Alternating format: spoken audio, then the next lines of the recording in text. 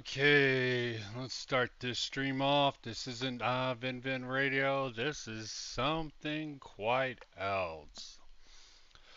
This is just me documenting a couple of things using a Twitter thread to sort of get it out into the world. So let's read this and figure out what else. Make sure this is actually captured. We'll see in a moment. Yeah, you can see that underneath. Yep, got that good. Gonna play a little bit with a couple videos after I read a bit of this.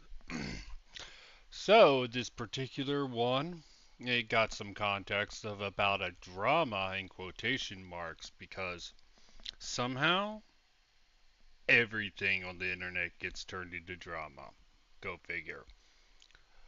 But I try to use drama to sort of get at some of the internet culture we see about, because a lot of that is involved, no matter if they disavow or not. So I bring up that drama because it's context for what I'll be talking about next, and how EFAP often acts like PR for other creators. Something I have multiple examples of them doing and thought I would lay this out in a thread.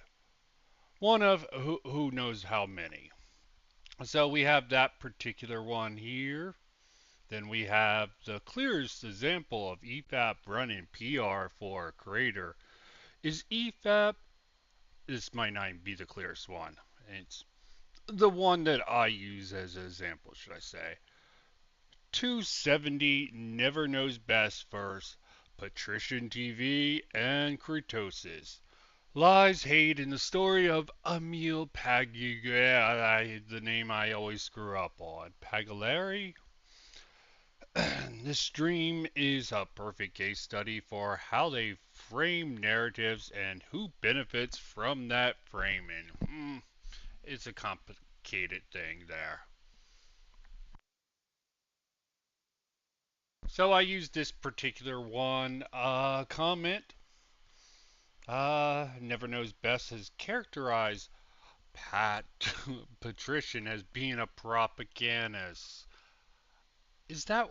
I thought they were. He alluded with his a plagiarist. I think he was alluding it to a cult leader and snake oil salesman, leading me to conclude that Pat is both Dutch. I swear the EFAP commentators are some have some of the most niche little humor out there. And yeah, I noticed this because I was following along with Never's Know Best because he sort of, I'll get into it. When a Patrician TV put out Retirement MP4 ultra ironic video, it was clear, and I want to make sure this is going to pop up. So let's see, make sure this clip pops up. Most people convinced by this are likely already people I filtered out years ago. I will not engage with a video intentionally operating in bad faith, made to prove a point to show me how it feels. He lost his chance to get a response out of me by not airing his grievances sooner about the Skyrim streams while I was still talking about Bethesda games. However, this is not the last I will speak on this, as I've already have been invited onto a larger platform to discuss this issue. So, if you're unsatisfied that I'm not taking this particularly seriously, just wait for that. I made this response short because I believe a long response would be bad for his outlook on life, and I've already decided to never release the recording of my live reaction to the video. However, I cannot control any of the other people that were named in this video or have taken an interest in it. Most people convinced by this are likely already people I filtered. Okay, as for this, okay, so that's the sort of setup. I'm like, is he talking about EFAP? EFAP isn't that dumb. It was EFAP. Okay, I didn't think they would go that route, but that's besides the point. At the time, I have already covered Never Knows Best video on stream. This video that he's talking about, I've I've actually used his videos before for a Gamergate, a history of video games. So I found it interesting. Not even because of the drama itself, because I was working on a script with very similar points. Seeing EFAP swoop in afterwards and reshaping the narrative was interesting to say the very least. Maybe saying reshaping the narrative is a little bit much, but it definitely had a certain impact on how people saw that whole drama, and that makes it like it's personal, which I find absurd.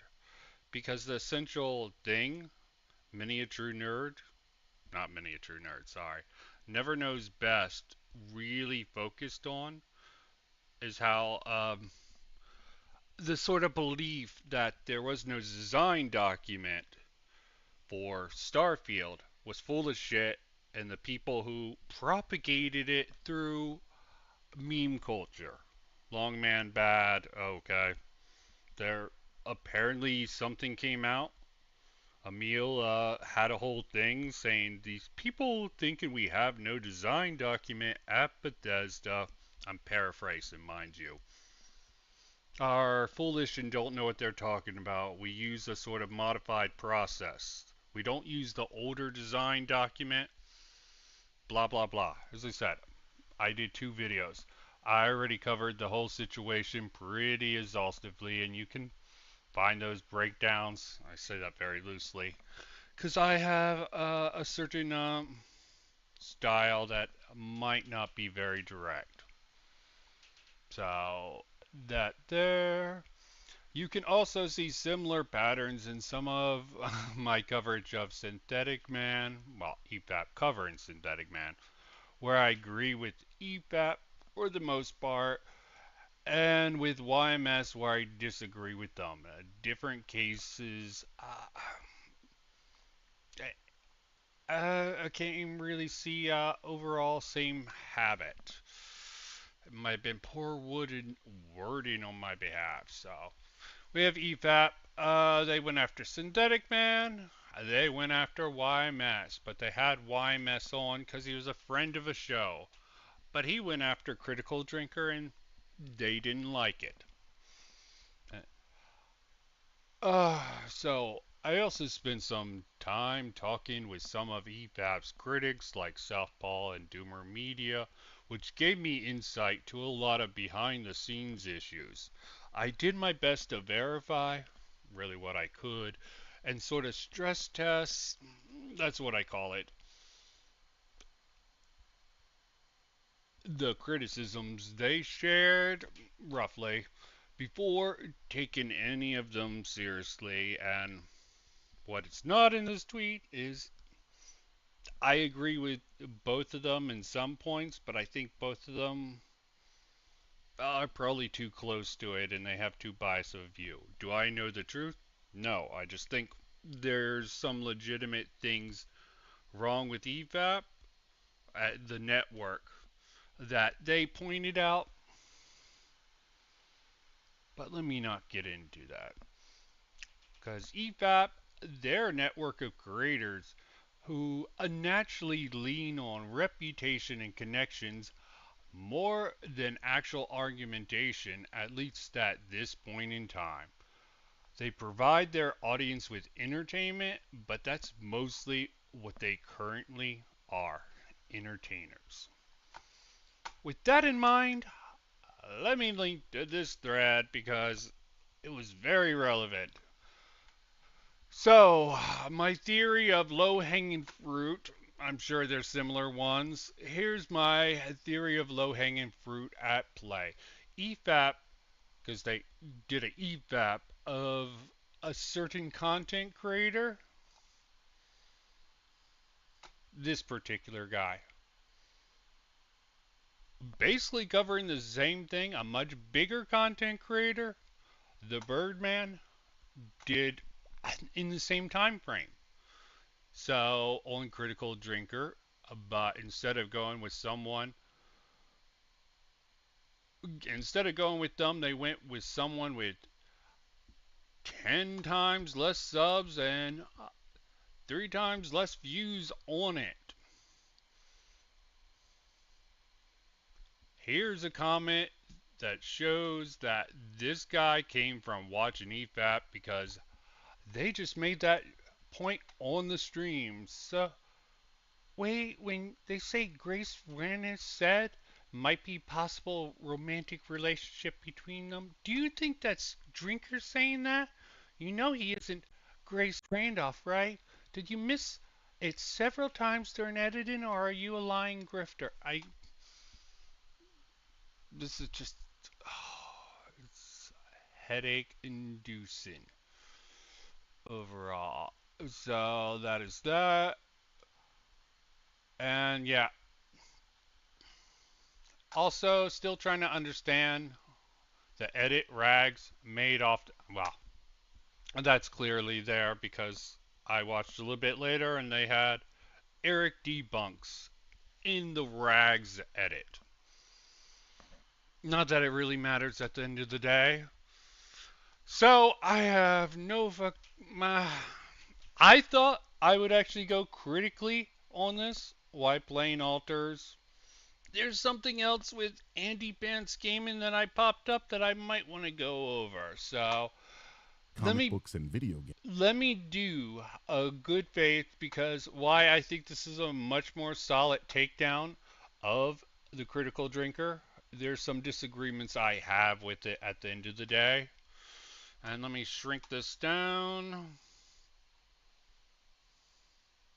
so I can do it behind gameplay. Because doing this crap alone, rather lame. Predator Badlands has released, and everyone and their mama loves it. Well, everybody except the usual suspects. However, it's another questionable take from Dark. Yes, Birdman is much more solid, straight more to the point with his videos. I think they were much rougher in the beginning, his the Grifter series, but I think he's really improved it. I don't really like how he sort of does certain things, but let's see. I'm Of going off the grift that top of has my head. compelled me to once again fire up the old Microsoft Word program to write this video. Oh, hello there. You're probably wondering why you're Yeah, I'm skipping this particular bit. It's the AI accusations that he's an AI voice because, and I think he's doing this to be funny and to sort of toot his own horn. But yeah, including the drinker. Life really is a matter of perspective. For example, your boyfriend isn't really a useless, effeminate pussy who makes your skin crawl, he's actually just redefining masculinity. Bold of you to assume there are women with boyfriends watching your videos, drinker. Or gay men, for that matter. You see, you speak almost exclusively to right-wing incels that couldn't pay women to be with them. One only has to travel over to your that's probably incorrect. There's a lot of centrists who probably follow him. And there's a lot of people who just like him for entertainment and don't think too deeply on this media. But, a little correction. neo-Nazi subreddit to see precisely how disgusting your fanbase is towards women. Except Sydney Sweeney for a couple of reasons. Which is funny, because all this right-wing support hasn't exactly translated into box office success, has it? Anyway, as we all know, women generally dislike right-wing men, which is why the male loneliness epidemic is seemingly self-inflicted. What I'm saying is, See, I think this is a little bit overly harsh here. I mean, it's definitely the kick in the balls that I can respect, but I gotta say, it's it's more factually correct than the sort of mocking that we get from the other side, the defending of Critical Drinker. Invest in Lubriderm long term. Or in this case, Predator Badlands isn't actually a goofy buddy comedy complete with cute animal sidekicks, an insecure protagonist with daddy issues who has to learn to connect with his emotions, weightless CGI combat scenes and wacky banter from a quirky android co-star that feels more like an aborted Mandalorian script than anything to do with the Predator universe. No, it's actually redefining what a Predator movie should be. What a completely uncharitable and myopic take on the plot of this film. I mean, saying Deck has daddy issues is an attempt at trivializing an important aspect of Yautja culture that predates this film. Deck in the film is trying to earn his place in his clan while also honoring his brother in the process, and to do that, he needs to bring back a trophy. If he succeeds, he would presumably be taken on a xenomorph hunt and become blooded. The concept of being blooded and unblooded has existed in the comics and novels for decades. The 1994 Like with this particular section, I think. I'm not going to fact check him, but it seems like good research to sort of own the drinker with and show really how weak the criticisms are at the end of the day. How how poorly Critical Drinker understands the material.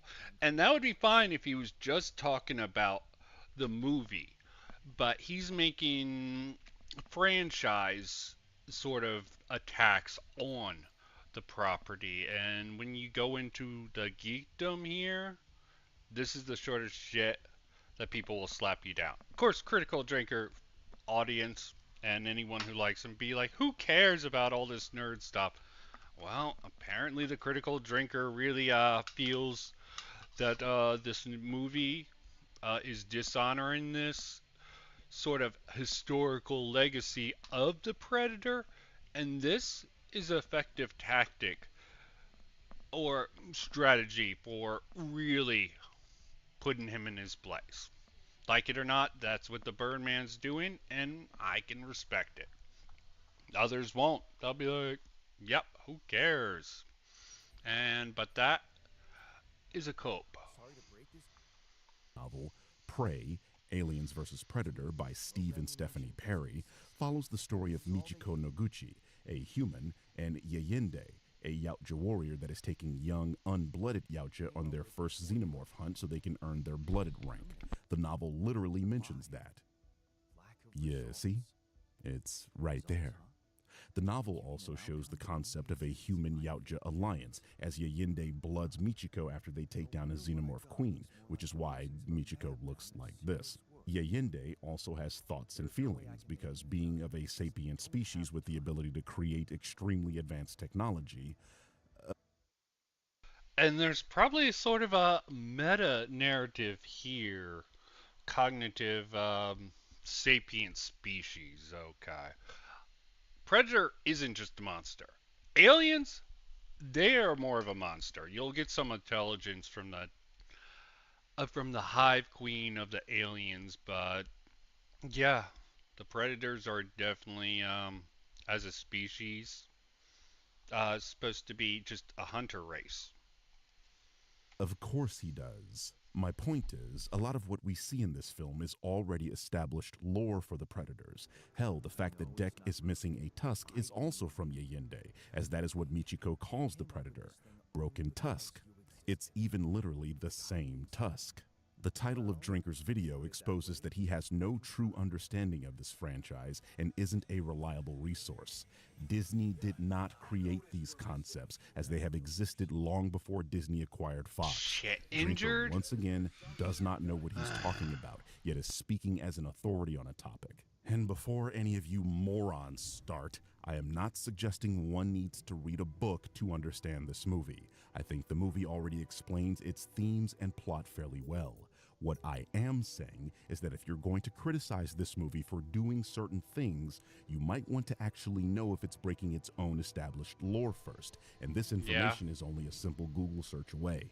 To suggest any of this is a result of Disney interference is to criticize something that is out of universe, and therefore it is fair game to bring up supplemental material that Then rather efficient way that the Birdman sort of goes through this here and explains, yeah, if you're gonna try to use a lore argument, this is the way to sort of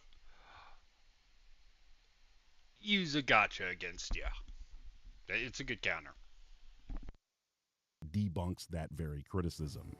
Now, I can't say I was exactly bursting with anticipation when I went into this one, partly because the concept of a Predator movie told from the Predator's point of view felt like a fundamental betrayal of the very thing that makes them compelling, their mystique. Here is the Yeah, how's definition that a of the word betrayal? mystique.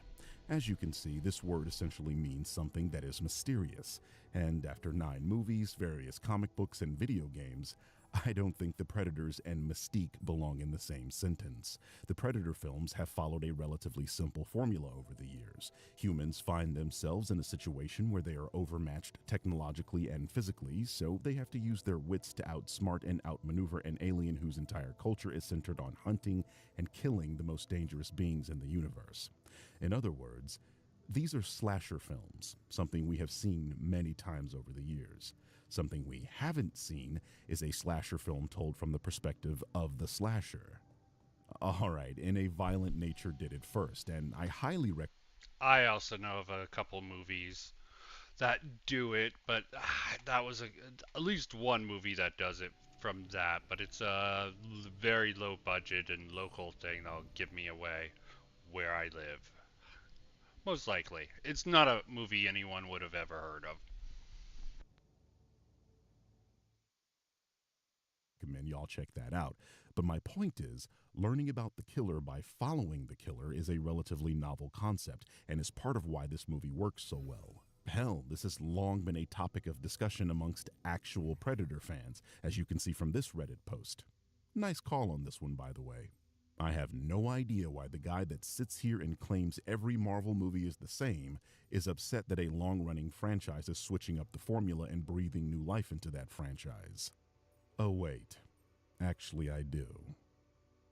Partly because those CGI heavy trailers with the horrible Predator redesign didn't do much to win me over, and partly because of early reviews from intellectual giants like Grace Randolph, who boldly gushed over the film's humanization of the Predator and a possible romantic relationship with a fucking androids. Drinker is referring to this tweet, which he quote tweeted. It's very clear that Grace is making a joke here, something Drinker thinks he does whenever he uses this clip. You see, Drinker really dislikes Grace Randolph, and he has been criticizing her for various different reasons.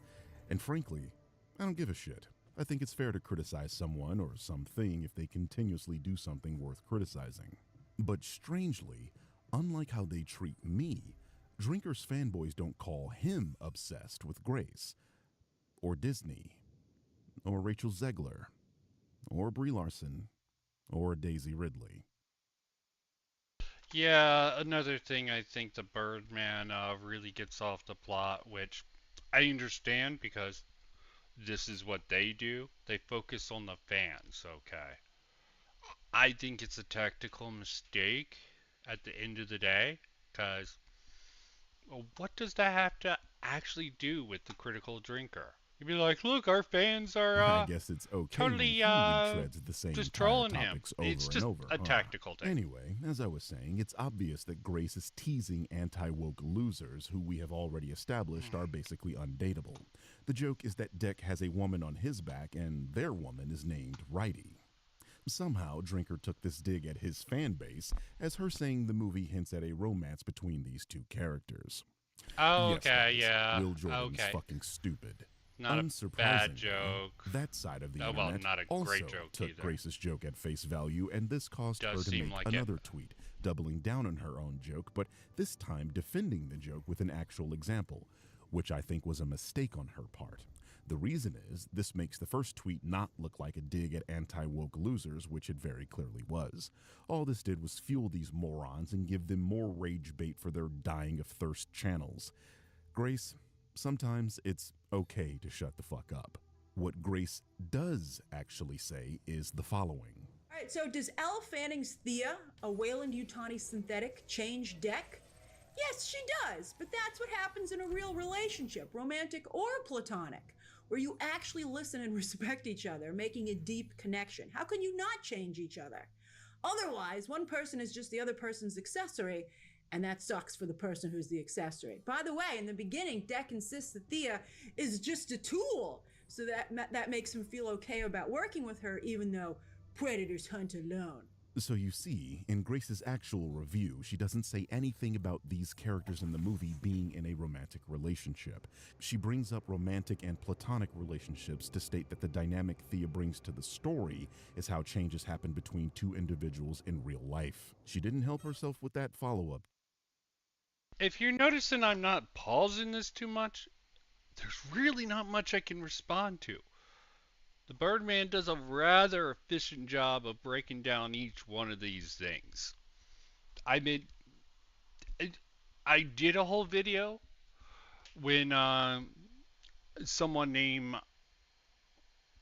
the aristocratic utensil responded to one of Birdman's first videos on the critical drinker. And there was a couple of points that I disagreed factually with the Birdman in that. This one, I can't. This is efficiently sort of brought down.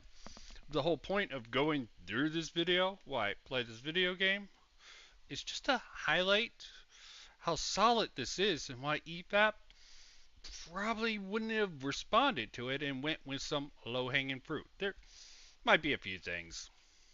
Tweet, but she's being mischaracterized by the drinker here, and her video was out way before Will's was, so he should have seen this already. Anyway, Drinker's tweet is also really dumb.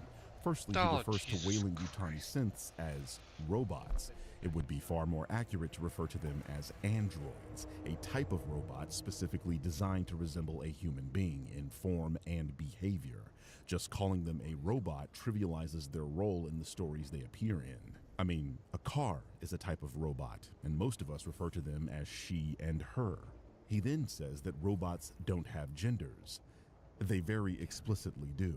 We call this android he, which is a pronoun that refers to the gender of the android. Trust me, Drinker does this subconsciously himself. I don't have to show you video evidence that he refers to the Terminator as he in his videos. You already know that he does. But I'm gonna do it anyway. Then the Apple Genius drops in, and he's a liquid Terminator who can mimic anything or anyone he touches. Because, you know, what else do we really have at this point? See? Drinker doesn't even believe in Drinker's bullshit. So why do you?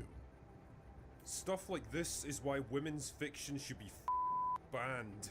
What even is this? The concept that a biological being has a romantic relationship with a synthetic being is why women's fiction should be banned? So Blade Runner is women's fiction now?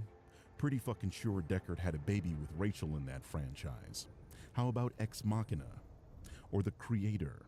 Or any of the thousands of science fiction stories where a man falls in love with an android? This is one of the most common tropes in science fiction, so much so, it could be called a subgenre.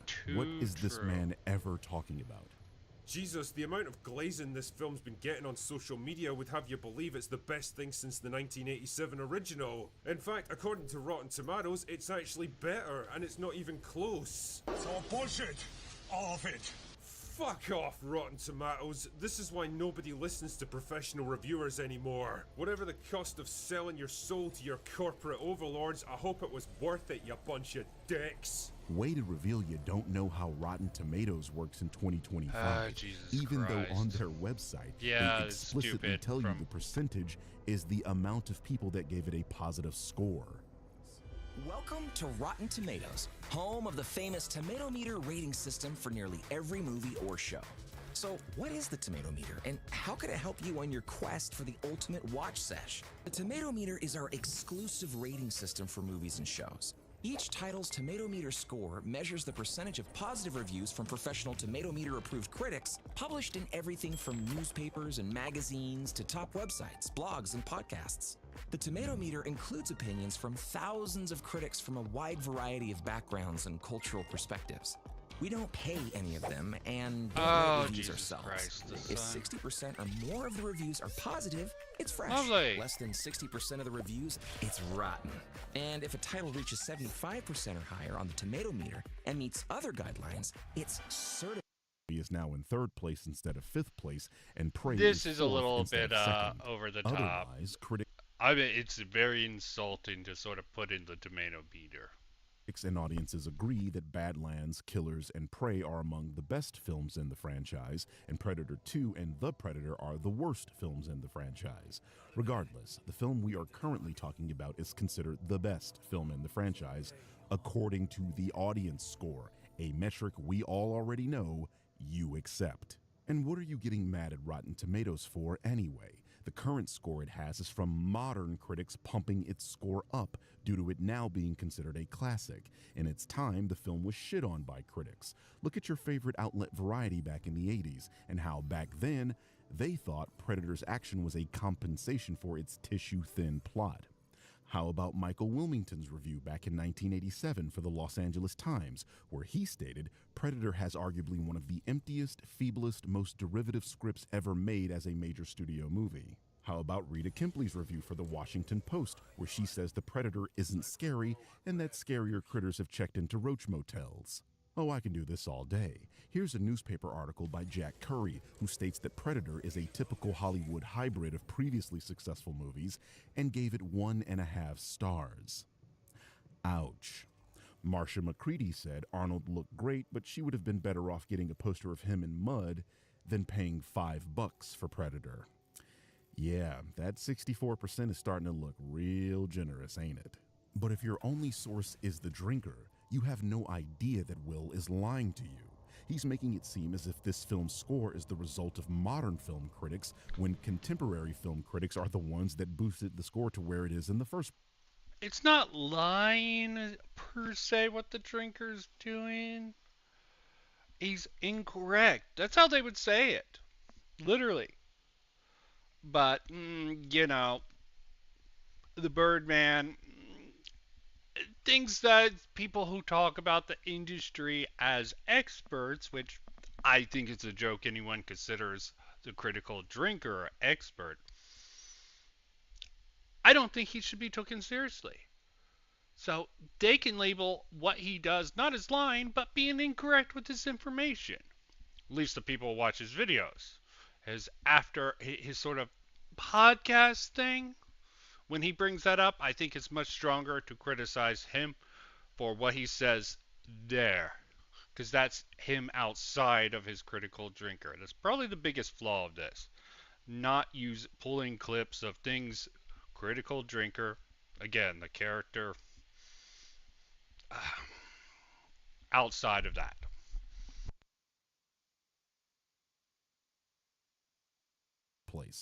Go on, check for yourself. Almost every bad review of Predator on Rotten Tomatoes is a link that takes you to newspaper articles from the 1980s.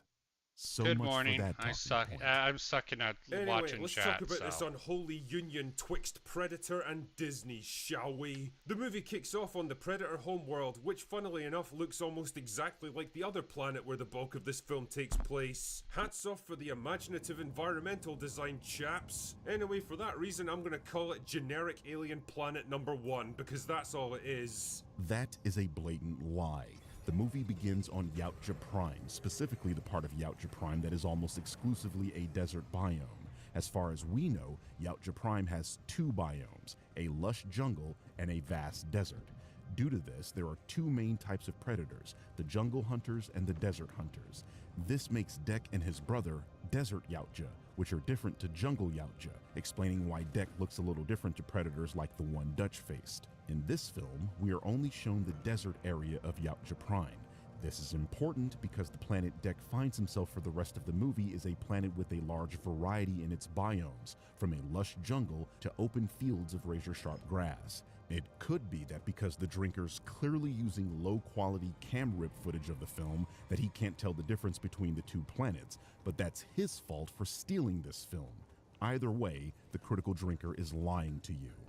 This is also where we meet our main man, Incorrect, Deck, incorrect, but henceforth incorrect. I shall name him Lumpy because it gives me literally seconds of amusement and I need to take whatever wins I can get from this one. Good luck. Anyway, Lumpy is preparing to go on his first hunt so that he can become a fully fledged member of his clan, but his toxically masculine dad has other ideas and instead orders his brother to kill him because he's the runt of the litter. The situation soon goes the way of your average Scottish wedding and Lumpy ends up crash landing on generic alien planet number 2, where his mission is to find and kill the Kalisk, the most powerful and dangerous animal on the planet, and return victorious to generic alien planet number 1 so that he can take revenge on his toxically masculine dads. I mean, call me crazy here, but why not just go straight back there and kill him anyway? I mean, it's not like he's gonna have you back even if you do succeed. Whatever. Let's just go with it so that the rest of the plot can happen. This sounds suspiciously like the drinker didn't actually watch the film. Deck's purpose is to be accepted by his clan. Simply killing his father doesn't mean the clan will accept him. He needs to follow the protocols of his race and do the thing that will deem him worthy. You say this as if others within the clan aren't close to as tough as his father. The If he offs his Birdman dad, but expects another the tough member of critical the clan assumes his base father's critical role, drinker then he'll have to kill to him. follow and so rules or on. The goal is to understand become rules. a valuable member Law. of his society. I mean, Something I your can't say audience he's knows wrong. nothing about. So generic alien planet number 2 turns out to be a hostile, danger-filled hellhole where literally every animal, plant and object wants to kill you. It's a bit like Australia, except the locals are more friendly. Anyway, this is where Lumpy runs into quirky android lady who was part of a Weyland-Yutani expedition to the planet until her team got attacked and torn apart, literally, by the Kalisk. Oh yeah, and she can speak fluent Predator. How? Don't know. Okay, now it really sounds like you didn't watch the movie. They literally tell you how and why she can speak Yautja. Yautja! Yautja, Renyayonda!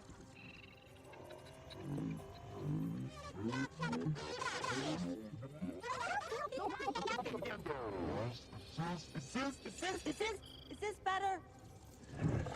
Universal translation. You hear Yautja, others hear their Universal language. translation still a little lame. Okay. Expertise. I mean, it works studied here. Yautja That's extensively. something Here, ask me believable anything. I for bet I have the Android answer. to do. You all are going to have to forgive me for using the same cam rip that Drinker is using. It's the I only way that I won't. can prove this Okay. man is lying. I actually have evidence up on my Twitter that I paid for the film and watched it legally. Good I'm for only you. doing this to provide evidence. A little She makes some virtue vague signaling. reference to other predators visiting But- the planet and talking to her, which makes no sense really because Lumpy's brother specifically said they don't go there because they're all afraid of the Kalisk. Incorrect buzzer noises. First of all, she didn't say or imply that she spoke to other Yautja. As you saw in the footage I provided, she specifically had to turn on her Yautja-specific translator after trying to communicate. This a is few sort of a times, stupid which point. she wouldn't had to have done if she'd been communicating with other predators already. Second, how would the predators be afraid of something they've never actually encountered, Will? Deck's brother only says that he can't allow Deck to go to Guinea, not that no other Yautja ever goes there. I swear, you should donate your body to science. They're sure to find your brain has worse CTE than Antonio Brown.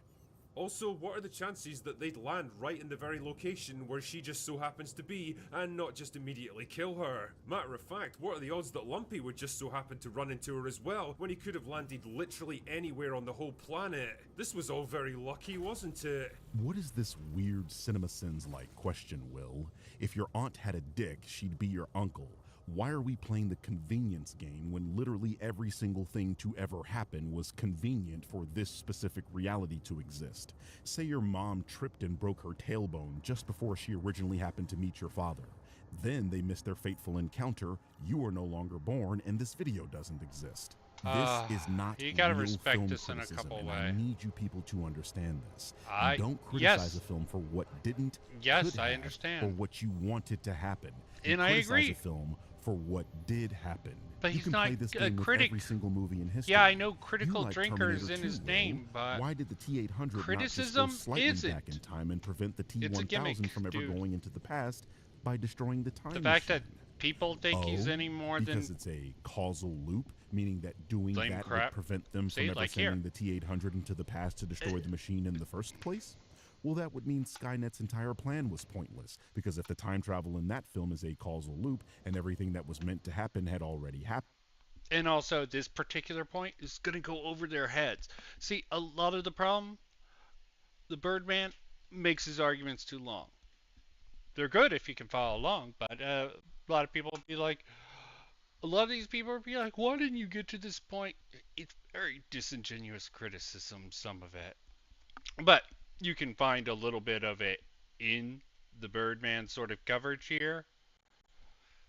Yeah, I think has more reasons to back it up than almost anyone who would come at him. Why they don't do it, probably. Then sending the T-1000 back in time makes no sense and the film's logic entirely breaks down. You see how I just ruined Terminator 2? Movies aren't meant to Good be for watched you. this way. If there is an egregious logical error, then sure, criticize This is away. where I But disagree. this They can be nitpicky watched in Well, whatever it way didn't do someone what I wants. think it should have Judging done. them, form you of should media have discourse something is something that needed to to back die it up. 10 years ago. and Anyway, not just pretty being soon funny. they strike up a deal. Although it helps. Quirky android lady will help him find and kill the Kalisk if he'll take her back to her base camp so that she can be repaired and rescued. And many wacky shenanigans ensue. They're even joined by a cute little alien named Bud who wants to be part of the gang as well. But can they hope to take down the most powerful killing machine in the universe so that he can finally confront his toxically masculine dad? Is quirky android lady hiding a secret from Lumpy? And what became of her sister Tessa, who also went missing during the expedition? The answer, of course, is who the fuck cares? About 95% of the audience that has purchased a ticket on Fandango. Like I said earlier, your ability to enjoy Predator Badlands is all going to depend on your perspective here. If you're somehow no able shit. to forget the whole Predator thing and just see this film as a generic sci-fi adventure movie with light-hearted comedy lovely. undertones that's clearly been geared towards a younger audience, then there's probably some enjoyment to be had here. This sounds like someone who has made up their mind before the movie ever came out. Something you would never do, I'm sure. But also someone Yeah. who is taking a shot at the large majority of people who did enjoy this movie. See, you're doing the same thing you did with Prey. You incessantly bitched about that movie before it released because there was a female protagonist. But when the film dropped, you had no choice but to begrudgingly admit you were bullshitting everyone. It's really not about the female protagonist. It's about her doing stuff and not being a damsel in distress. Her having less of a supportive role. If I was to steelman the critical drinker here, okay, less about the critical role of this, because he would accept a woman, but again,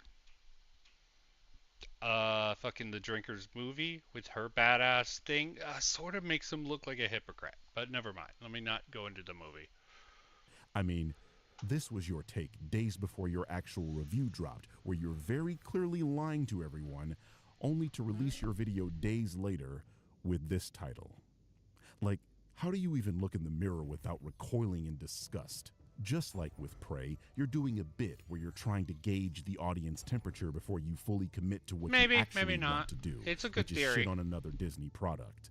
Just like with Prey, the audience likes this thing, including those in your own audience, so you have to admit the film is good, but in a roundabout way, by saying you'll enjoy this if you're younger, or if you forget this is supposed to be a Predator project. Bullshit. A good film is a good film. If you don't like it, say that and accept that others have a different opinion than you.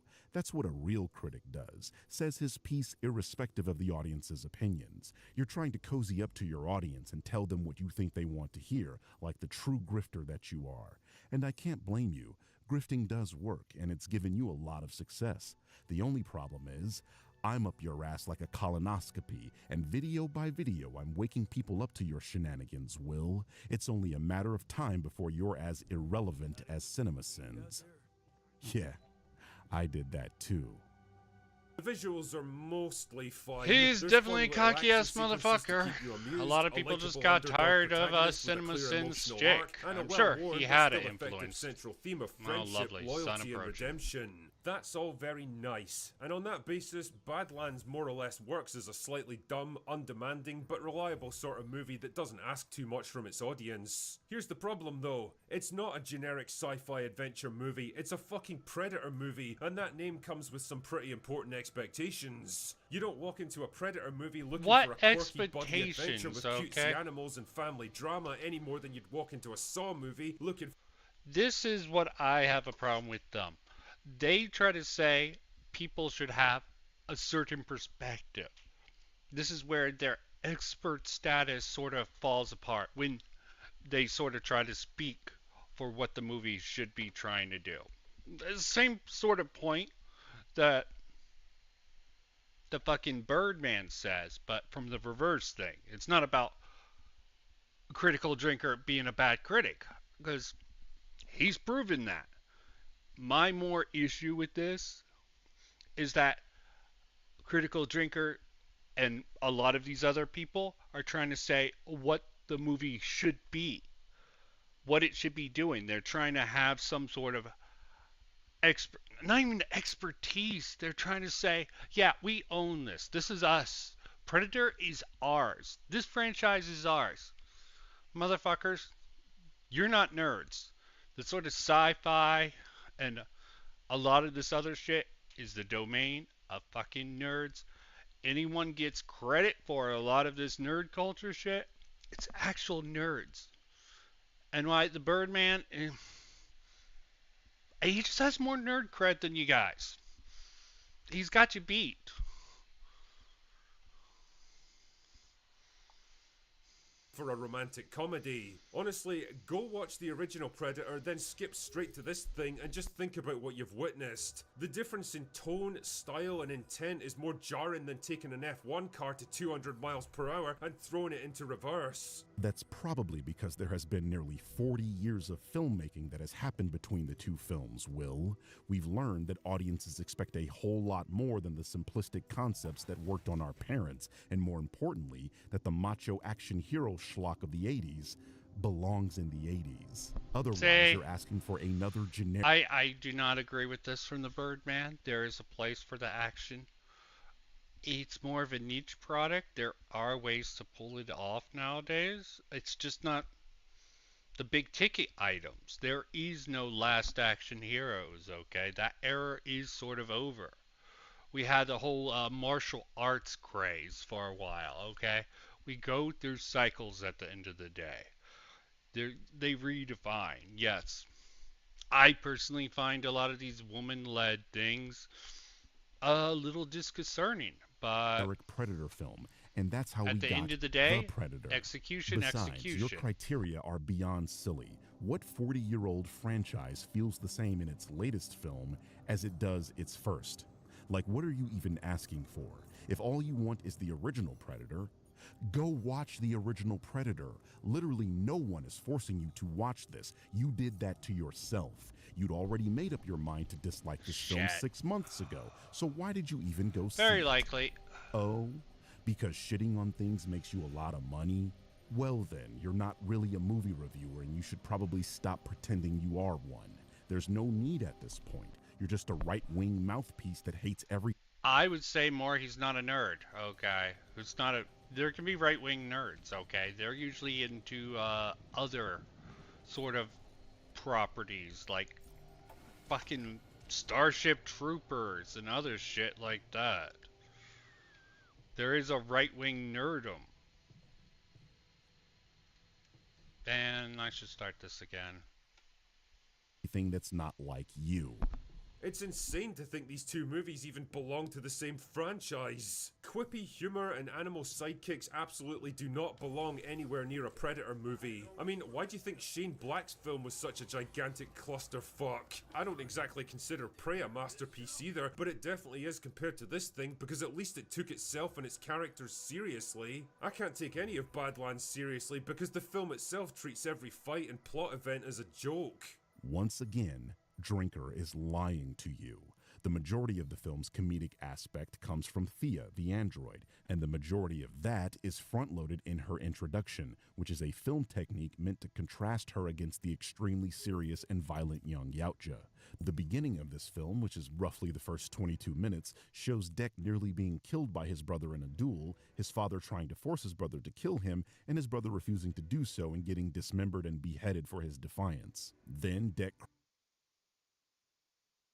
Yeah, the contrast sort of thing, the filmmaking process, the contrast. He brings up a lot of points in his overall series that I can say are good, bad, and the fucking ugly. But, yeah.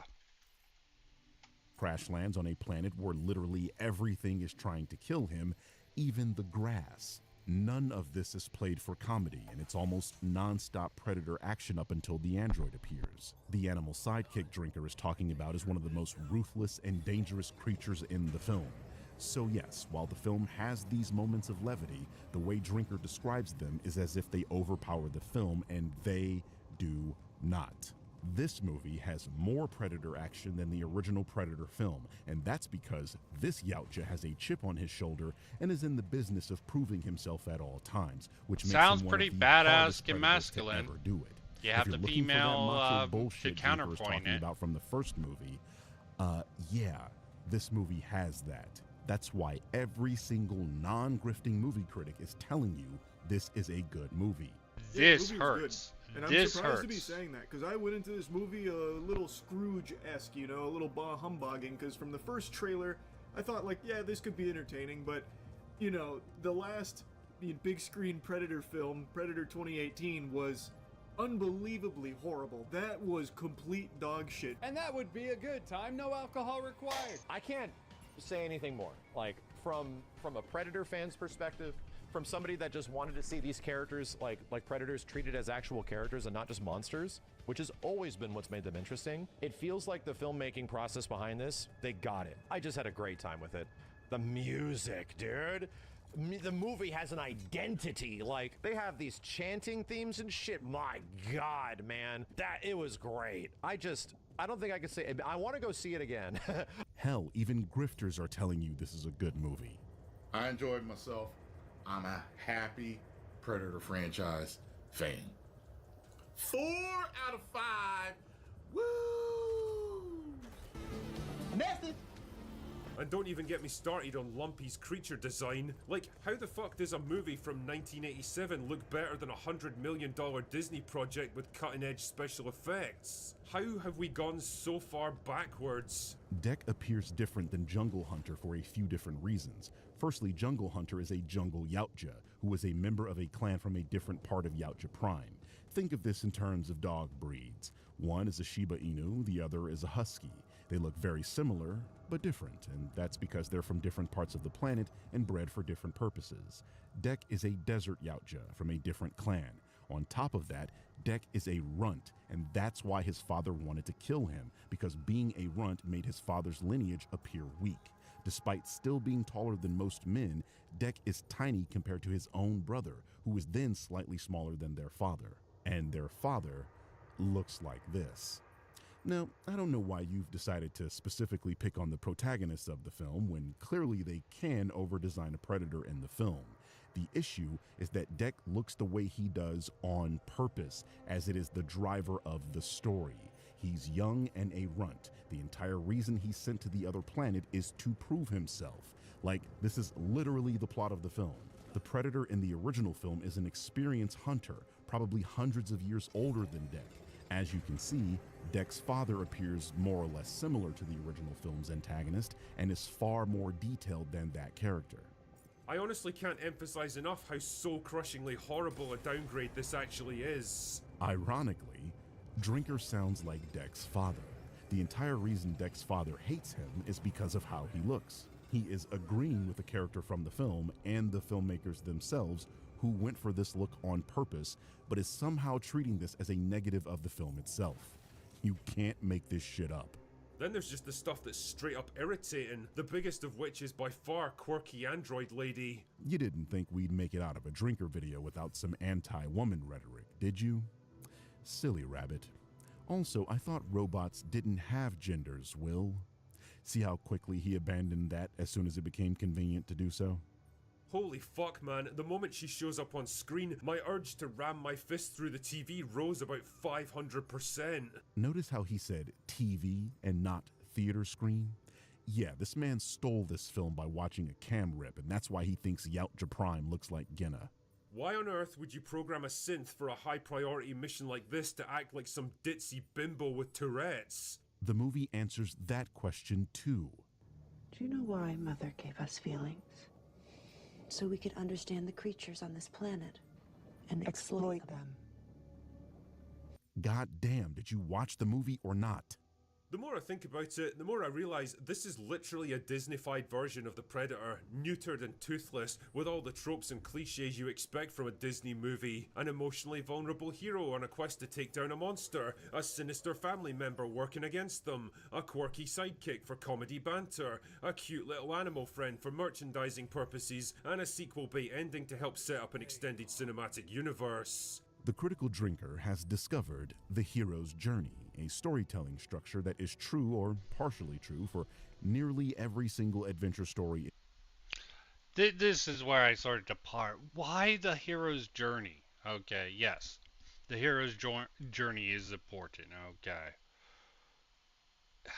It's the cute little animal thing, the corporatizing. I mean, he's technically right. It's in there. Okay, but it's definitely there to sell something. The only reason it just has different elements that makes it for a larger audience. Critical Drinker's sort of a motif is these things are for us. He's gatekeeping for those manly men, and that sort of falls flat. The Birdman sees this as misogynistic, which it sort of is. It's really not meant to be racist either. It's just the black woman stereotype annoys a lot of these guys. They see these people and they think activists are putting them on. But is that the character? They want beautiful. They push for beautiful characters. Is that character supposed to be beautiful?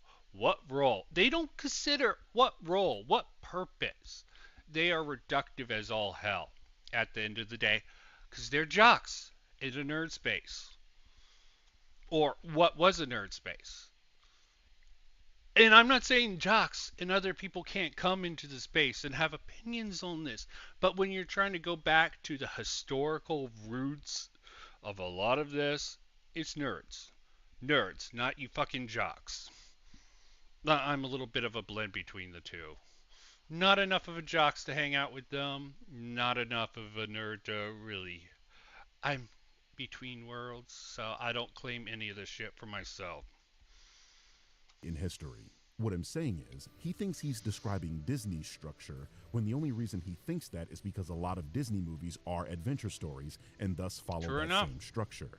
I mean, hell, he's roughly describing the first Star Wars movie, an emotionally vulnerable hero on a quest to take down a monster, a sinister family member working against him, a quirky sidekick for comedy banter, and a cute little animal friend for merchandising purposes. The main difference is that Star Wars didn't end on a cliffhanger, but we all know that spawned a cinematic universe, and Predator is already a cinematic universe, so that's a wash. The realization that just like Alien, this is what the Predator franchise has devolved into. A financial commodity instead of a sharp and violent artistic endeavor, reshaped and remolded into a safe, inoffensive, focus-tested corporate product, ready to be churned out by the truckload until it becomes financially unviable. Cool. Did you just imply the first Predator was a sharp and violent artistic endeavor? Hey, what do we think of that claim, Jungle Hunter? Working hard for the money. If the reviews from the 80s didn't clue you in, the first Predator, which I personally liked, was seen as a generic ripoff of Rambo and Arnold's own Commando up until the Yautja appeared, and then it was seen as a ripoff of Alien, but done worse. People didn't even care about the creature. Most of the discussion was about Arnold himself and how, along with Commando, he was doing movies that weren't measuring up to his own Terminator flick, garnering comparisons to what Stallone had accomplished with Rocky and First. Yeah, because critics don't care about entertainment. Critics pan all these fucking genre films. They're actually starting to earn fucking critical acclaim, and that's what I don't care why all these people want these genre films to get praised by the critics. Critics are gonna hate a lot of the themes. Fan service is not something critics, and I think we've gotten to a point where we've gotten past a lot of this woke shit. I mean, it's still out there. But people are like, they see this fan service and they're like, this makes it bad. You guys are just becoming the new critics who's not understanding how the medium evolved. You're dinosaurs. Critical drinker, all these former objective people who still hold on to that in theory, but not in actual practice, is just absurd. Okay, we're moving on. Moving on with things evolve, guys. This is not Christianity. No creationism is belief. Don't even understand that. Never mind. Blood. Among its contemporaries, cool. it was seen as a generic action flick that had no real staying power and was then followed up by a significantly worse sequel that didn't even feature the original protagonist. Predators was a return. Fuck you. I liked Predator 2. It was a stupid ass fucking movie, but it was enjoyable. I like Predator 2. It was a horrible film, but it had its quirks. Of course, the critics hated it. Fuck you. Turned to form, but it kind of came and went, and then The Predator was complete ass. Prey, Killers, and Badlands are breathing new life into the franchise, and if this is where we are headed, well then you can keep that boomer bait from the 80s, my guy. And this is coming from a fan of the original Predator. Well, based on the opening weekend projections, that eventuality might come sooner than expected. You mean the projections that were completely wrong? Yeah, you might want to stop talking about the box office, critical drinker. You're like 6 for 24, Kobe. You might want to pass the ball to Ron Artest. Anyway, that's all he had for us today. Your bog standard critical drinker video. Lying about things that can be easily verified, misinformation that makes even the dumbest of us squint our eyes in disbelief, and shitting on the female character in a film for no real reason. His summation of this being a good movie but a bad Predator movie is bullshit. It is both. Yeah, that is a cope. Okay, they go with this super niche, then they have this sort of construction in their head. They make the argument for why. What makes the genre? What makes a thing? Instead of treating the media property as if things have moved along. You can criticize it for how it evolves, and my personal opinion, but to criticize it for the historical roots, when you jocks and your stupid ass argumentation don't have the right to fucking have any of that. And again, not expecting any much of chat. There's some interesting stuff on fucking that I saw pop up on some little thing that I'm like, what the fuck is this? Involving Andy Bance. That I want to look over. I suppose Andy Bance came. But let me start from this. Because this is where it starts. Like, they're trying to push the CSAM claim on this. I think this is very weird from Andy Pants Gaming, but oh god, the way they have to frame it. Fuck! Just I can't agree with this. I am leading the charge with hell? this. I'm sure nothing Probably. racist or weird will be said by this person. BLM teacher activist with a AI sign that says "Kill White." That's a little weird. Do other lives not matter? Great. Tell that to the next black man gunned down in the street by police. Yeah, that shit happens, bucko. Do you know more black babies are aborted? Save a call away. Imaginary oppression of black people by police. I could Both lose custody sides are of my cringe kids with again. this shit. What's going on with this caster? Tools from the office. What? I skipped over that too much, but you just dropped the fucking F slur. Like, what? I forgot. Oh, stop being such a bit. The F slur. Jesus Christ. Christ. I do love the juxtaposition of him being like, I'm obviously not a hate. Look, this gets sad. Like they say the R slur for retard. That has been normalized in a lot of fucking communities, even progressive communities, okay? If I mean, if you're not saying any, even by the own standards, if you're not saying anything bad, oh sheesh, what am I looking for? Let me look at my resources. I'm probably fucked in this. Resources, what? Oh yeah, I need the refinery. I know now. Hateful person. Jesus loves you. This I know. No, he doesn't. And then just randomly springing slurs everywhere in his fucking game. The United Diverse States of America adopted the Hate Speech Act. This act would make any acts of hate speech punishable by law by the UDSA government. Oh, come on. Criticizing What do I need? a government employee, owning or reading a Bible. The fuck? Oh, I need organics. I'll go out and get the fucking organics myself. Can I? Oh, no.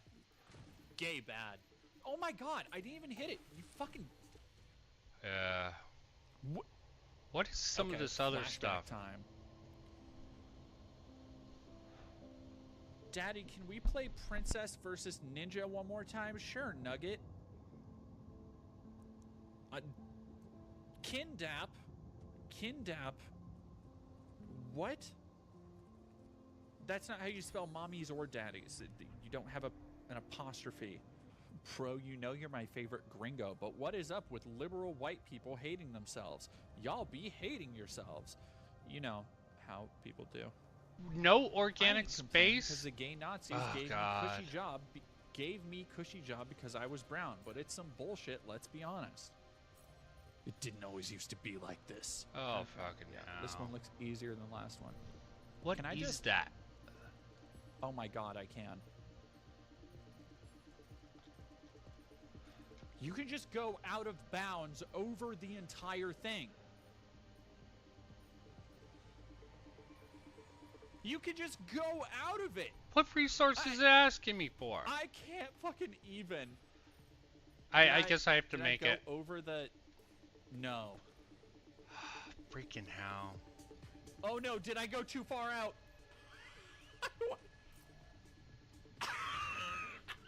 Pastor Diddler, Christ, and he's wondering why this game is getting like delisted. Also, fucking hysterical to be like, yeah, no, the gay pastors are gonna touch the kids. It's like, brother, I don't. Again, I yeah, feel no like shit. You're not really staying in tune, in touch with the church scene, because it's kind of been a problem with the straight ones forever. Jesus references the righteous destruction of Sodom for having gay butt sex. You know, like a normal Christian talks. Yeah, so obviously the Christians aren't even happy with Andy for making this game, and he really wanted to win over the conservative Christian crowd, but they don't even think that this... What? Yeah, this is not Dead Domain. This is this guy who I'm going to get into his other thing. Because this... I'm not understanding where this, a certain narrative is coming from. I'm trying to find it from this video here. This is it. If I it found comes one up. comment reviewing his game, and I'm warning you now, even though this guy is criticizing Andy Pants, this is totally an unhinged comment and kind of hilarious. So he states, well, the level of counter blasphemy and insults is hard for we Christians to get on board he's and got a fight Christian I certainly quote. appreciate his bravado and tenacity for the Interesting. Lord, but it's a bit too much. Remember, we need to be as cunning as a viper, and yep, pure as a dove. So if he could meld those two to make an awesome anti-gay woke game, that'd be great. I love that, like, if Andy Pants could make a nice game about persecuting homosexuals, that would be really great. I want to share my hate with my kids. Like, this is not the real thing. Do people realize how hypocritical and insane they sound when they say stuff like that? Like, and I don't think most Christians think that way, but, like, this guy's hilarious. It cracked me up, truly. Hey, plus 50 social credit. Cuck man. They told me if I injected myself with 500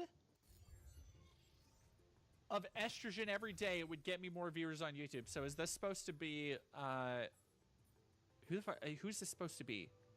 I'll do literally anything to chase an audience and get tits. Inject myself with estrogen, go to Pride Parade, say Delta Force 2025 is good. Didn't multiple, is this supposed to be Act Man? Multiple companies pay you off to give good reviews of games like Payday 3. So he's saying Act Man would take 500 milliliters of estrogen. That's too much. Again, they just have no idea how, like, this shit works. Look at the little Satan fountain. That's cute. Am I? Dog. Get me. No. No. Stop it. Trapping me in the... Ugh. He's totally not What's mad, with bro. this? Oh, God. He's totally not mad. Is Please, this like a whatever you do, reversino? don't say he's mad. Passan Hiker. Haha, Andy Pants is obviously closeted and gay. Yeah, no, that's...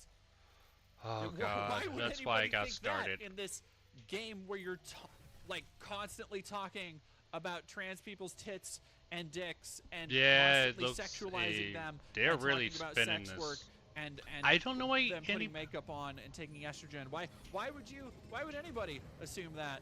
Oh, no, please, nobody say I'm mad. You fucking human corn cob. Isn't he married yeah, with, like, you 2 actually kids? sound mad. See, that's just a lifelong, dedicated, This elaborate is cover really for an obviously weird gay sort of man. reading This of has never this. happened before. Famously, no gay man has ever been married and had multiple kids before, and come out later. Oh, in life. Jesus Christ. This is a little low. I understand. The OK Groomer thing started by the Republicans. This seems like a reverse Uno on that. Him telling off Hassan, what, no, Telling what seems off more Hassan. likely is that you're fucking gay. Why does every homophobic man think that everyone wishes they were gay so they could have sex with them? That is the strangest thought process. Like, I hate gay people. They all want to kiss up on me and tickle me real soft, like while whispering Like to this me whole and thing. making me feel safe in a way I'll never forget. They're so obsessed with me. It's so weird. I hope they never kiss me. Like he wants to call other people weird freaks. I agree. He The had to hypocritical AI aspect of generate this, but Jesus a Christ. 6-year-old child Just because with lipstick. they're doing it, you want to... It's the reverse course with this God shit. damn it! Fucking hell. I'm in... Don't let me out, you little shit! Ah! Look at these dog shit. What? No, I'm not even stuck on it.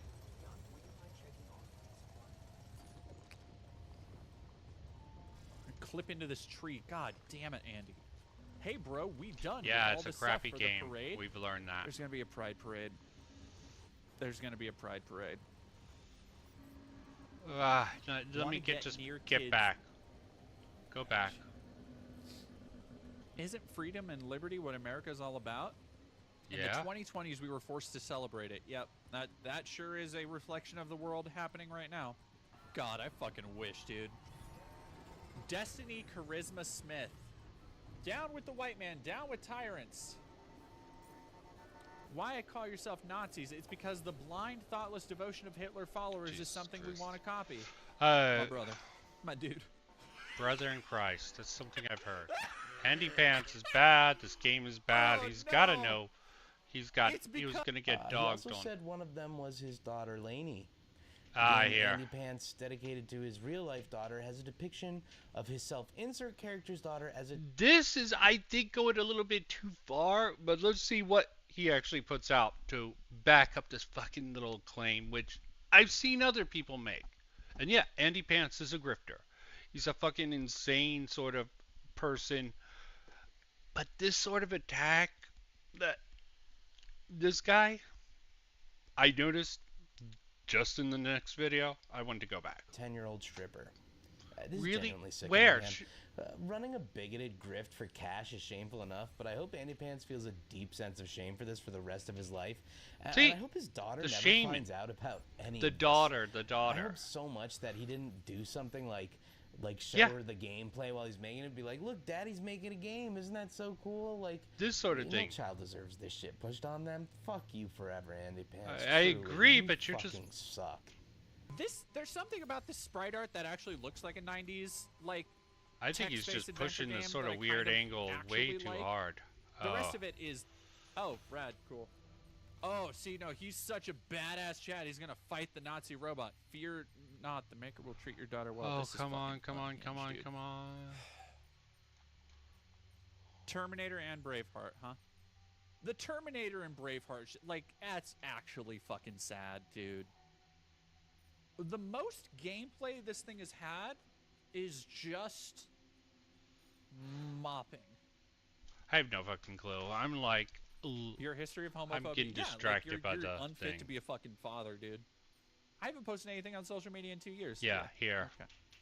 Look at this shitty. Look at this. Oh, come on! Like, get the minerals so I onto can make the infirmary and we can fix your ass up. The music. Oh, look at Laura. Someone else in chat said this earlier, but I think it's hilarious that his self-insert is also divorced and doesn't have custody. Makes you think. Makes you think. I mean, you don't know where full of computer monitors displaying CP that Andy himself generated with AI. This CP. What are they calling CP? So Dead Domain was reading chat there, but what was just censored on screen was a room full of computer monitors displaying CP that Andy himself generated with AI. In his game dedicated to his daughter, where he blames... Look, I don't trust this framing. It's probably really fucking sus sort of stuff, but what are you calling CP? B-Perch is going over the line. Maybe he's right, but if it's CP, report it. Is this why it was reported off the thing? There would be criminal charges. Get criminal charges. He's reported for bigotry and hate crimes. I have doubts. Andy Pan's Gaming, if he put out a game with actual CP, he wouldn't have a report it, motherfuckers. This whole narrative here is just like worse than the OK groomer stuff for the trans people. Because the trans stuff, yeah, grooming. It's not sexual grooming. People keep making the grooming claims sexual in orientation when it's not. It's just influencing people. You can groom adults. It's just completely absurd. I can't believe I have to defend Andy Pants, but this line of attack on him, over the fucking line. Even worse, let me just skip to the next thing.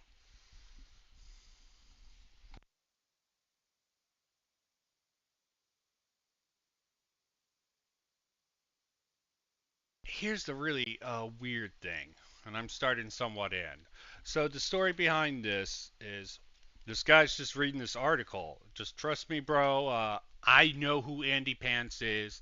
I know I stalked his Facebook. I'm not going to dox him, which I believe, because I don't necessarily believe all the other bullshit that he goes in this article. Maybe it's true, maybe it's not. Postmodernism, it's on the right. Delusional. Know what? Post-truth reality is great for a postmodernist. I'm more of a post-postmodernist. Which brings me around to the more, let's live in objective reality, okay? There's limits. Fun. Have fun with the sort of subjective nature of the world and the fucking insanity of we can't tell reality, but some things, yeah, you want to make serious claims, you should have serious evidence. And if he had CP in his game, he should be going away. Number 2. Andrew, have you done this before? Yes, I study theology and have done advanced studies on the Bible. I have also led several... See, I heard this. It's very believable that he did this, okay? And there is some evidence for this that makes this sort of article believable, but especially Andy Bant's turn to grifting because he has a sick child. I don't know about that. Yeah, it's really weird. There's definitely some truth mixed into this, or maybe it's all fake. Fucking hell. Bible studies at many churches. Many people in my family are pastors, etc., etc., etc. The only 2 things I care about in life are the Bible and video games. Oh, I guess my wife and daughter as well, but you know what I mean. Holy fuck, dude. Number 3, what denomination are you? I read the Bible, that's it. If you are one of the following groups, you probably aren't going to be a good fit. If you're Catholic, Mormon, Jehovah's Witness, or Church of Scientology. You will be right at home if you're Baptist, non-denominational, Christian, Presbyterian, Reformed, or Methodist. If you have any more questions before joining, shoot them to me at the email address for his group. In case you ignored everything and skipped to the bottom, you could start the process to join Bible study by filling out this form. That's the end of the email, and now White Rabbit goes on to continue saying, I have to admit, I showed this email to some of my friends, and we had a bit of a laugh. Go hard for Jesus out of context is still comedy gold in my eyes. Shit, White Rabbit, yes, yes. I unfortunately read this email days after he originally sent it, so I was not able to fill out the form in time and join one of his pods. This is where the story should have ended. Instead, weeks later, I found myself reading the email again to a friend after he brought up coming across Andy's content through his recommendations. It was during that conversation that I noticed I had missed something. A portion of the email had been clipped, with a small text section hidden under 3 dots. Clicking it revealed, to my absolute shock, Andy's full name and phone number. Again, we don't have that information. And even if we did, we would not be sharing that information. White Rabbit does not share that information. Smart. And neither would we, because that ain't cool. Through the keyhole. But it seems like ever since the... Now, I'm not as big of a dick rider of Ethan Klein as some people, but it seems like they're going with the sort of child abuse angle. Probably as a reaction to the right saying the trans people are abusing their children with blah, blah, blah. Their justification and shit like that. I think it's all sane. Okay. I'm seeing it's... Now that the anti-woke are sort of getting pushed back, we're probably going to get more of the push on the left. It's just a ping pong crap fest here, and I just want to say, why don't we just stop calling each other groomers and child molesters for some really fucking minor ass stuff? And maybe Andy Bands does have some questionable material. The whole censorship, like, yeah, post-truth reality, I don't fucking know. Skeptical eye and all. I'll confess, my first instinct was an immature one. Call him and make fun of him. I quickly brushed that aside, since this wouldn't be constructive and it would probably make him antagonistic towards me. And despite my complete disagreement with his worldviews, I didn't want to do that to someone I barely know. At this point in time, I had watched his videos, his live streams, his infamous debate with Actman. I had witnessed his confrontational interactions with anyone on Twitter that disagreed with him. I continued to engage with his community through my exaggerated persona and found myself ironically entertained by his persona and the individuals that it had attracted. With that said, I slowly realized, especially after that Actman debate, that something wasn't adding up. The gradual shift in tone in his content history, the over-the-top rhetoric, the rants he engaged in on Twitter and X, all of it pointed to him being an obvious grifter. But I keep asking myself, why is he... I don't even know if calling him a grifter is enough. Engaging with the internet in a way just that trying to surely slide brand him into the delusional nature of the right. Weeks, I looked up the area code in his phone number, which I will not reveal for obvious reasons, and I started digging. And so through this small slip-up of his, I found myself one step closer to learning more about this stranger's life outside of the internet. Under the beard's shade. It's amazing what you can find using only someone's full name, a phone number, and a couple of Google searches. Within a few minutes, I found a treasure trove of information on Andy. Emails, phone numbers, social media accounts, spanning years of activity. I found an old Flickr account of his containing bits and pieces of his college life, which include photos of his college buddies during the screening of a film he was involved in, and the projects he worked on after college. Yeah, there's a sort of... I'm wondering if this is true. There's a video out there of the British runner did. I've gone over it before. He's got actual videos to show some of the sort of activities. This goes deeper than this. This is really invasive.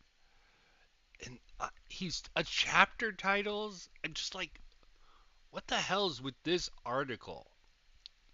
Now, it might be true. This guy might have did some digging. But it just... Such as website design and posters of a band he used to play with. What? His LinkedIn profile was a bit of a surprise too. His professional background spans years of work in the field of graphic design, specifically user interface design. His undercooked video editing style would have made me think otherwise. Yeah, his videos are absolute poo-poo doo-doo. This contradiction between his online persona and his real self is always the beginning. As I Maybe dove it's deeper into the true. details of his It professional just life, I seems found weird. commendations he gave to some of his past coworkers. I looked at this list of professionals he has worked with, supervisors, coworkers, interns, etc., and wondered what they would think of him if they happened to come across his content and the community is I have to make food. and how Everyone's that would speak starving. on his Fuck, decorum fuck, fuck. and reputation Sun's as an employee. approaching. Maybe they would agree with some or all of his points of view, maybe not. Ironically, Let's one get of to them the currently kitchen works and just for make up BlackRock, food myself. the company denominated by Andy as a satanic gay cult. Now, BlackRock is not cool enough to be a satanic gay cult. Make one thing straight. Why not? Man, I fucking love you guys. Oh, come on. Quick, just wholesome stop to say, I fucking love the What? community in here. I love all of you guys, and I love the music chat. Fuck, good shit. You guys are fucking awesome. As I dived into his professional history, a rift between the Andy Pants we all know and the real Oh, Andy Pants God. was forming. And so the obvious question is, how different is the real life Andy Yeah, from the internet shit. Andy? Maybe I shouldn't have gotten the minor. T for 2. I think the answer to that question lies in the video titled, What is the Crisis of Masculinity? In this 7.5-minute masterpiece, Andy Yeah, it's strings hard to keep together up with this his shit. own manifesto on masculinity, with footage from the movie Saving Private Ryan. Now, that was the first Oh, video I God. saw. He cut off and his arm the because first it was... video that I did commentary on.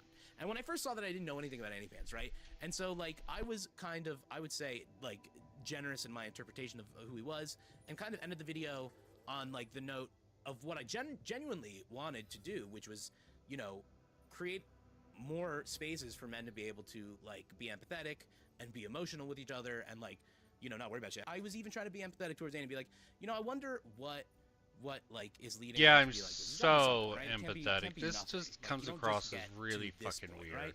Like, of all the bigoted people I've like ever known or seen, like, he's just all of it, and very few people I've met are all of it, everything. Usually people have. Yeah, maybe he's just playing into all the fucking stereotypes. It's both satirical and grifting, going so far into it. I don't understand Andy Pants either, okay? Distortion of reality. He just doesn't give a fuck. He's got his 5 minutes of fame. He's gonna push on it as long as he gets something. He's fine with being a lolcow. And maybe the story is true, and maybe that's the reason. It's like, supposedly his daughter. It just seems really fucking weird, this whole fucking article, or what he's reading on this. The thing, right? They're like, oh, I hate this kind of person, or, you know, a couple different groups of people. I mean, when you see his videos, he goes on next level rants about, like, everybody. It's not just homophobia. It's, you know, some of the craziest anti-Semitism I've ever heard. Like, it's crazy shit. The whole thing comes off as sentimental and surprisingly earnest at times, even if the entire premise is overdramatic to the point of being unintentional comedy. I would maybe disagree with White Rabbit there. I don't think it ever came off as surprisingly earnest to me. At one point, he states over pictures of a firefighter and a construction worker, work a real job, do manual labor. Real life Andy, on the other hand, has worked full-time office jobs as a creative designer. This profession is in a field that culturally and statistically is considered a much more progressive profession than other industries. As far as I can find, he has worked for 2 companies that have stronger than average stances on TEI, with policies and web pages to match. I mean, maybe all this is true. He's doing this job, and really... Oh, God. I think I'm going to load a previous save. I'm getting in over my head. Try to play this on. Fucking hell. Trying to keep up with this. Okay, I'm going to jump ahead. There's the title. It's just questionable, this material here. Very fucking writing, questionable. He still works for one of those companies. His academic is not his own beliefs. I don't think people. I need to get started with my day, so I'm gonna get to the one part. He's no fucking go. It's disgusting, man. Truly tough. And for one, hearing about Andy again, he was developing an indie game. At that point, I was too conflicted to truly reconcile my own contradictions. What if someone more experienced than me would not be able to cover it fully, leaving him at the mercy of when faced with triggering the libs? I couldn't help but laugh at how easily he got anonymity. Truly tough questions. Could I still? And the fucking soyness of this, what this guy goes into. Hell line vision It's just really weird. He's pushing this sort of CSAM sort of, and maybe it's true, but why isn't he in jail if it's legitimately that sort of material? They're playing it up. It can be disgusting and horrible, but this is about Andy Pants. There's still some limits you should take with these sort of people, I think. Like, how can you even be edgy when there's no fucking rules, no fucking limits? Again, the ping pong ball back and forth. I'll play it a bit and due to the conditions that led him do to where out. he is. Just highlight Kermit, it. you're right. You don't know me. I could be the Muffin Man. Oh, Jesus Christ. Okay, anyway. Let me stop. Never say that again. See, Fucking you don't know hell. who I am. You might have thought I was funny before that, and then I said that. And now you know I'm just some dork. Anyway. Could I still have sympathy for him, due to the conditions that led him to where he is? In the grander scheme of things, would I do the same in his position? How much am I willing to condemn someone who is, in my opinion, a symptom of a larger problem in America? That he is. Right-wing media has found a lot of success in recent years. It has given a platform to ideas that many years ago were starting to be considered backwards or unthinkable. It has given new wind to these ideas and has turned them into political movements with considerable power.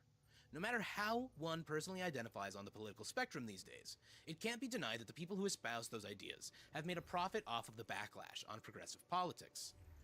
If you were a man who was already prone to align with conservative politics, and you saw an opportunity to make bank by creating content meant for a right-leaning audience that also aligned with those conservative beliefs, would you double down and become more radical in your beliefs on the internet?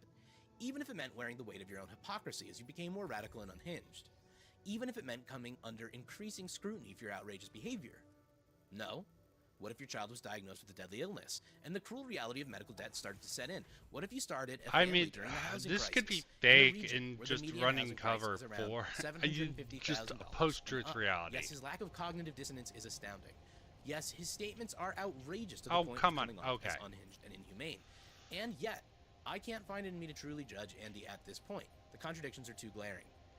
See, this is where we cannot. Yeah, and this writer might not be trans or queer, because people like Andy lead to real-world harm for us. I can't be myself in most spaces, online or offline, because of dudes like him. Ginger, 100%. And yes, this is where I highly disagree with, this writer. Of course here, you would. Who I get where they're coming from. They're coming from, they're trying to be, like, human and give them, like, Andy it's Pants somebody's isn't daughter human being to sick this and all guy that, anymore, right? I Again. guess. But as you and I both know, the real-world damage that you're harming way more people, right? I mean, this is harming other people to try to save your own child or something. Again, they're over. What's the harm? He's just saying harm, harm, harm, harm. What's the harm? What's the tangible harm Andy Pants is doing? His game? Bringing up all this other shit? They bringing up all this harm as if it's obvious. And even for Andy Pants, there is probably a little bit of harm in there. Is it making people?